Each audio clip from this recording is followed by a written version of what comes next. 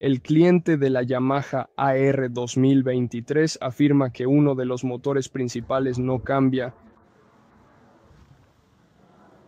No debería ser así en la bomba de chorro del lado de babor. Vamos a subir allí muy rápido. Entonces, como puedes ver aquí, ambos deben ser neutrales, uno casi al revés, los colocaremos adelante, así que ahora ambos están adelante.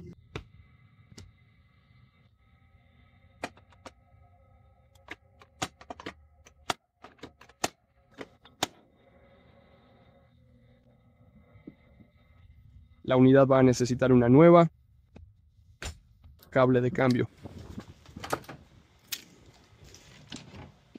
Una vez que eso entra, bueno, lo grabaremos cuidadosamente y se lo mostraremos a todos.